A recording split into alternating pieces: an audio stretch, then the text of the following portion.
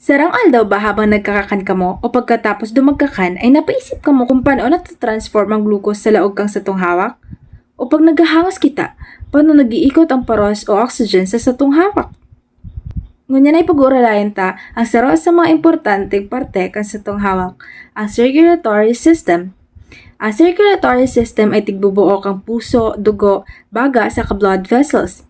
Ini ang responsable sa pagdadara kang oxygen, sustansya, hormone sa iba pang importanteng sangkap pasiring sa gabos na cells sa satong hawak. At siya man ang naghahalik ang carbon dioxide sa waste products. Ang pangunahing parte ng circulatory system ay inot na inot ang puso o ang heart. Ini ang pangunahing pump na nagtutulak sa dugo.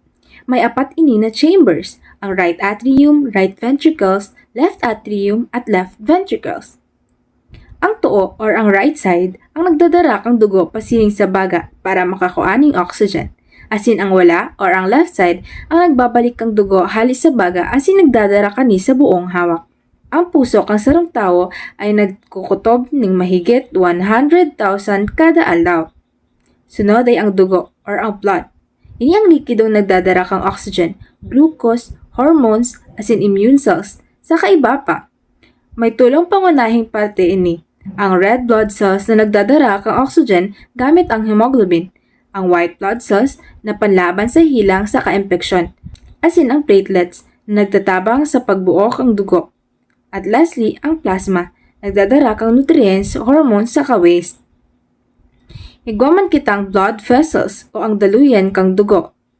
Ang inot ang arteries, ini ay may mahibog na pader, nagdadara kang dugo na mayaman sa oksihina hali sa puso. Ang veins, may valves para pugulan ang pagbalik ng dugo. Nagbabalik ang dugo kulang sa oxygen pabalik sa puso.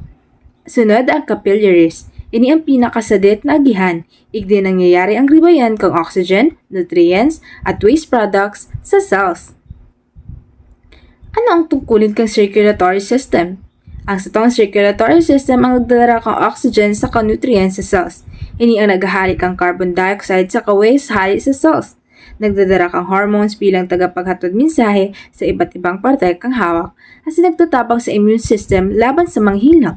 Nagpapanatili pa ini kang hemostasis, kaiba na ang tamang temperatura kang hawak, balansang tubig, asin, at pH level, at saka sapat na supply kang oxygen para sa enerhiya. Ano ba ang kaugnayan kang cellular respiration sa metabolism?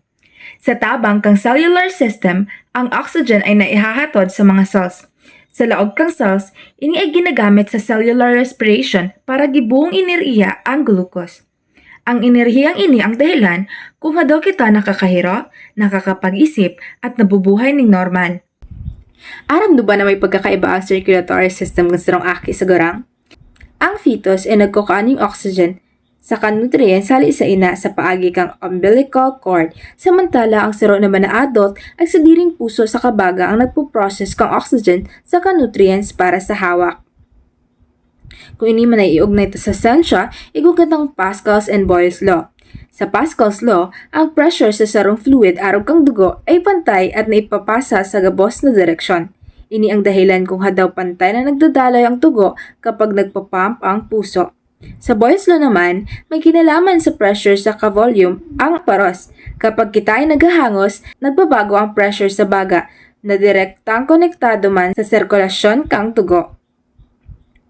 Para mapanatiling makusog ang circulatory system, kaipuhan ni mga nutrisyon, araw kang iron na importante para sa hemoglobin sa kapagdadara kang oxygen, vitamin C na nagpapakusog kang blood vessels, omega-3 fatty acids na pampakusog kang puso, potassium at magnesium na nagtatakda kang tamang tibok kang puso.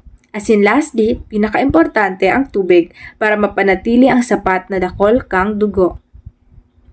Ang circulatory system ay importante dahil ini ang nagdadala kang oxygen sa kasustansya na naghahali kang waste products, saka nagtatabang sa pagpapanatili kang balanse o homeostasis sa satong hawak.